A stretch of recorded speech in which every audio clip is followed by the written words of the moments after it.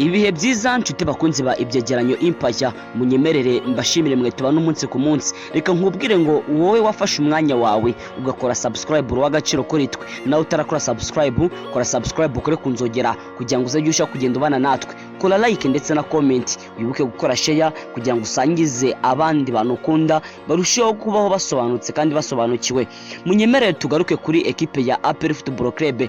Iyi kipe ya APR Football Club muri uyu mwaka w'imikino yakoresheje miliyoni zirenga 400 igura abakinyi batandukanye, ndetse iza ibongera ku bandi bakinyi bahenze nabo yagiye igura. Ndamutse mvuze ko iyi kipe ya APR ariyo kipe ifite abakinyi bahenze ku butaka bw'u Rwanda ntago naba mbeshye. Ndamutse mvuze ko mu karere u Rwanda ruherereyemo, ndavuga u Rwanda, u Burundi, Congo ndetse na Tanzania na Uganda na Kenya muri shampiyona zigize aya makipe, ndamutse mvuze ko equipe ya APR Football Club ari imwe mu makipe akoresha ubushobozi buri hejuru ntago naba mbeshye. Munyemerere gatoya kugira ngo nze kubihuza dusimbukire mu ntera y'abahizi. Intera y'abahizi ni shampiyona cyangwa se ni tournament, ni irushanwa ryateguwe na equipe ya APR Football Club.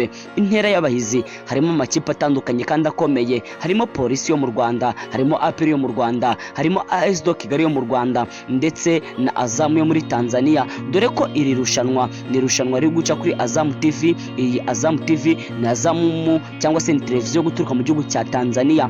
Munyemerere ibyo sibyo nshaka kugarukaho, ahubwo ndashaka kugaruka ku mikinire ya equipe ya APR Football Club, nk'ikipe yaguze neza, nk'ikipe yaguze abakinyi yifuza, nk'ikipe yakoresheje amafaranga y'umurengera igura abakinyi hirya no hino ku isoko ry'igura n'igurisha, haba mu Rwanda, ahanze y'u Rwanda, muri Afrika, ndetse yewe kazana n'abatoza bakomeye guturuka mu gihugu cya Tunisia.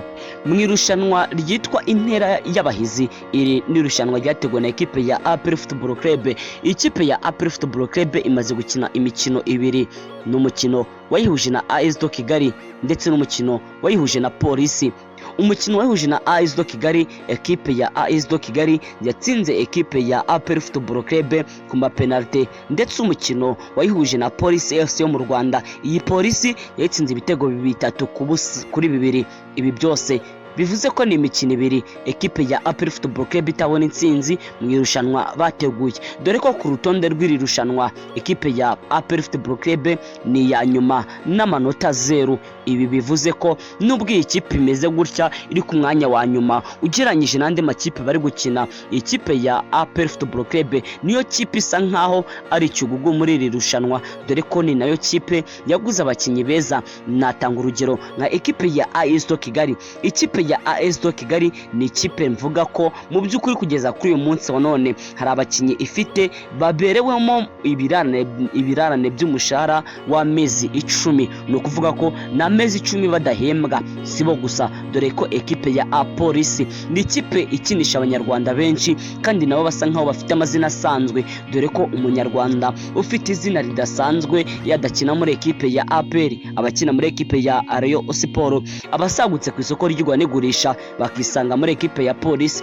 Dore ko iyi Polisi nkubwiye ifite abakinyi basanzwe, aho twavuga nka Muhozi Fred ndetse n'abandi bagiye batandukanye. Byiringiro Rage utarifuzwaga muri equipe ya APR ndetse na equipe ya Rayon Sport, kugeza kuri ubu ngubu abangaba nizo nyenyeri muri equipe ya Polisi, dore ko ni nabo bifashishijwe batsinda equipe ya APR Football Club ifite abakinyi bakomeye. Twavuga nka Nigena Clement, navuga ko ari we mu defenseur wa mbere ku butaka bw'u Rwanda. Twavuga Memer Dao, navuga ko Memer Dao ari we mu mediateur wa mbere ku butaka bw'u Rwanda. Twavuga ndetse undi yitwa Shadrake, ndetse munyemerere mbabwire irindi zina rikomeye cyane yitwa Mamadou Se. Uyu ni umwataka ukomeye cyane, yitwa siwe gusa, yitwa Jibril Watara. Uyu nawe ni umwataka ukomeye cyane. Iyo ugiye izina ku izina usanga equipe ya APR ariyo kipe ya mbere ifite abakinyi bakomeye ku butaka bw'u Rwanda, ariko ibyo ntago bituma Polisi FC igendera kuri Muhozi Fred itazi kabatsinda ndetse n'andi makipe agiye atandukanye. Abantu benshi bakabigarukaho bakavuga ngo ese ikibazo kiri hehe? Equipe ya APR yaguze neza, ifite abakinyi bakomeye, ifite umutozo ukomeye, ifite ubuyobozi bukomeye, ifite amafaranga. Dore ko equipe ya APR niyo kipe ya mbere ifite amafaranga ku butaka bw'u Rwanda, ariko uko bukeye nuko bwije iratsindwa umusubirizo. Abantu benshi bakabigarukaho, dore ko mu irushanwa bateguye kugeza kuri ubu bari ku mwanya wa nyuma n'amanota 0.